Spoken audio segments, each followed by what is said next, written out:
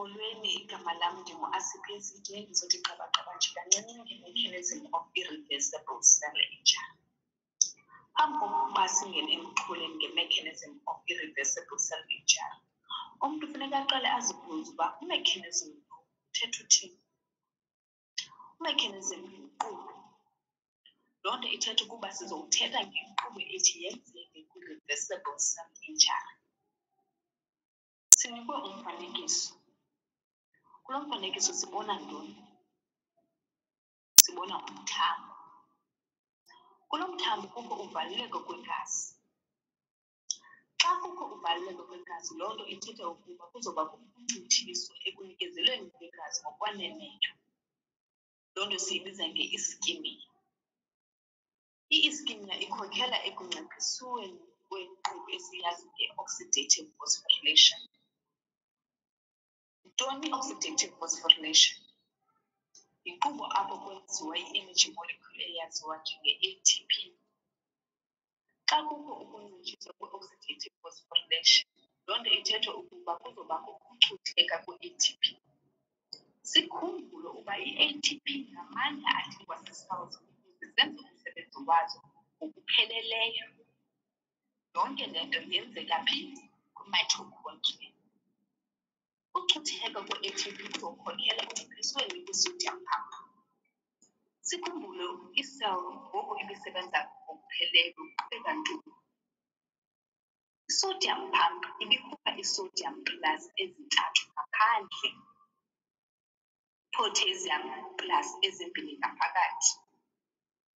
Ngenxa yongabikho kwamandla esiwabiza njenge-ATP, olu tshintshiswano aluzukwenzeka, kodwa into eza kwenzeka yile ingaqhelekanga.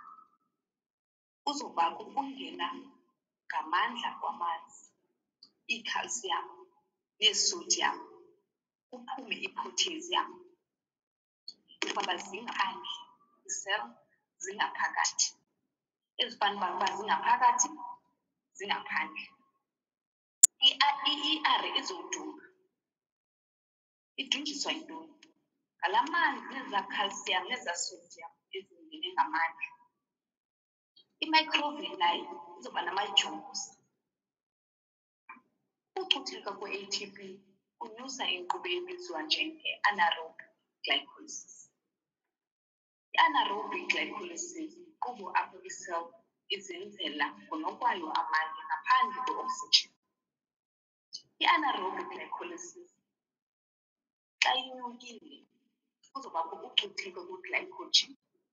Sikhumbule uba i-glycogen yile izosetyenziswa zii-cells ukuze zenze amandla. I-byproduct ye-anaerobic glycolysis yi-lactic acid. Xa kunyuka i-anaerobic glycolysis, i-lactic acid nayo izonyuka. Loo nto leyo ithetha ukuba i-pH izodikhrisa. Kuzobakho i-clumping of i-nuclear chromatin. Njengoba siyazi uba i-nuclear chromatin ine-fine structure. Loo fine structure sizuyibona ngoku ngenxa yotshintsho olwenzakeleyo kwi-cell. Ucutheka kwe-ATP kuzobangela ukucothuka kwe-ribosome. Xa icothukile i-ribosome, kuzokwehla inkqubo esiyibiza njenge-protein synthesis. Sikhumbule uba kwi-ribosome kwenzeka inkqubo esiyibiza njenge-protein synthesis. Xa kuncuthuka ke ngoku ezi ribosome, ingaba izokwenzeka i-protein synthesis? Hayi. Le nto isixelela uba funeka siyazi iseli yethu xa isebenza ngokuqhelekileyo ukuba yenza ntoni. Enkosi.